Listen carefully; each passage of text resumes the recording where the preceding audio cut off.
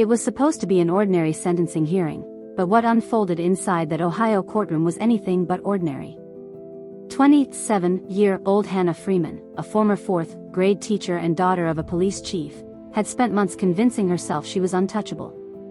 She stalked her ex-boyfriend 33 times in just 19 days. She followed him home night after night, lurking, watching, waiting. She stole from him, invaded his privacy, and even hijacked his finances. And when the truth finally caught up to her, she discovered the painful reality: her father's badge couldn't save her anymore. This is the story of how privilege, obsession, and entitlement collided, and how a woman who believed she was above the law had her illusions shattered in front of the world. Hannah Freeman's life, on paper, looked flawless. A master's degree, a stable teaching career, and the kind of professional image parents trust with their children. But behind that perfect picture lay a dangerous belief. Hannah had grown up with a shield of privilege. Her father, Michael Freeman, was the chief of police in North Ridgeville. Whenever her behavior crossed the line, she flashed his name like a weapon. When arrested in 2022 for disorderly conduct, she told officers and neighbors the same thing: she was untouchable, because her father wore the badge. That incident should have been a wake-up call. Instead, it confirmed her suspicions. The rules simply did not apply to her. Then, in early 2024, Hannah met David, a fellow teacher. At first, the relationship seemed normal, even promising. Two educators, polished reputations, on the surface a perfect match. But by April of that year, David was done. He told her it was over, expecting both of them to move on. Hannah, however, heard a different message. To her, over meant nothing. It was the start of a nightmare. She began stalking him relentlessly. Police GPS data later showed the truth: 33 visits to his workplace, across 19 different days in just 1 month. Sometimes more than once a day. She followed him home. She parked beside him wherever he went. Imagine living under that kind of pressure, your own ex shadowing your every move. By November, things escalated. David told Hannah not to come to his apartment. But she showed up anyway and found another woman inside. Fueled by rage, she broke into David's unlocked car and stole backpacks, laptops, his wallet, prescription medications, and even his car keys. It wasn't just spite, it was control. By stealing things he needed every day, she forced him to contact her. Finally, David made the call he had been dreading. His voice shook as he told 911 that his ex-girlfriend wouldn't leave him alone, that she followed him everywhere, that he couldn't escape. And even then, he admitted it had been happening for over a month before he felt strong enough to call police. For a man, especially a teacher, reporting being stalked by an ex-girlfriend carried its own stigma. But his desperation had reached breaking point. The very next day, Hannah returned to his school. This time police arrived and found exactly what David had described: Hannah parked in her car, silently watching. The body camera footage captured her casual denial. When asked about stealing from David's vehicle, she brushed it off, even reframing it as if they had simply gone to dinner together.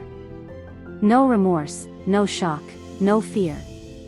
Just indifference. This wasn't someone who made a mistake. This was someone who believed she was still in control. But David had more to reveal. She had stolen his credit cards and run up charges. She had logged into his accounts, guessed his passwords, and disrupted his personal life at every level. She had weaponized intimacy, using what she once knew about him to violate his privacy and drain his resources. This was more than stalking. It was psychological warfare.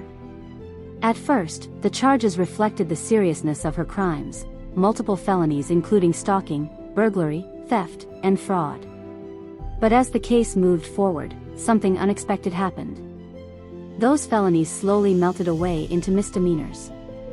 Suddenly, 5 serious charges became 3 lesser offenses. For many watching, it was a chilling reminder of how privilege and legal maneuvering often protect those who least deserve it.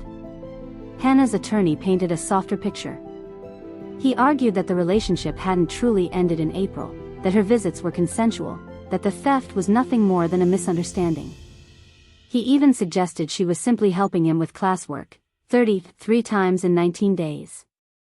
It was a defense that insulted common sense, but one that chipped away at the prosecution's case.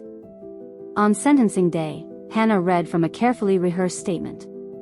She claimed her actions were a momentary lapse, that night, as she put it. As if months of surveillance, theft, and harassment could be reduced to one bad evening. Her words were hollow, formulaic, almost mechanical. No mention of David's suffering. No recognition of the months of fear she had inflicted. Just a performance, meant to minimize, meant to check a box. But Judge David Mattia wasn't buying it. He called the case what it was: bizarre, troubling, and unacceptable.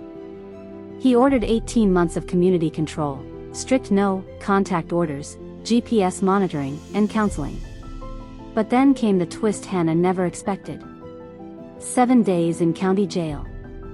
The moment the sentence was spoken, the courtroom erupted, not in chaos, but in Hannah herself. Her shrieks pierced the air, disbelief echoing off the walls. The tears weren't of remorse, they were of shock. For the first time in her life, she had been told no, and there was no shield to protect her. Her attorney scrambled, attempting to withdraw her plea, claiming the court had been unfair. But the judge cut him down with a devastating reminder: they had half a year to prepare, to negotiate, to discuss sentencing. They hadn't. Privilege, once again, had bred complacency. And now Hannah Freeman was being escorted away in handcuffs, her cries filling the silence of a courtroom that had finally said enough. The case became more than just one woman's downfall. It became a mirror held up to society. It forced difficult conversations about gender, privilege, and the way our system often minimizes female perpetrators.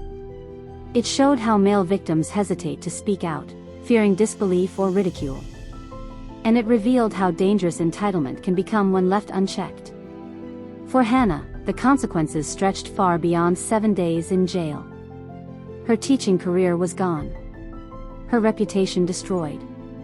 Her future forever marked by GPS monitoring, house arrest, and mandatory counseling. For David, the outcome was validation. Proof that his fears were real, that his courage to call for help had not been in vain. This story resonates because it embodies both failure and success. Failure in how long it took for consequences to arrive, how many red flags were ignored, how much privilege shielded her until the very end. But success in the fact that, eventually, the shield cracked, the law stood firm, and justice, however limited, was served. The case of Hannah Freeman reminds us of a simple but powerful truth: entitlement and privilege may delay accountability, but they cannot erase it.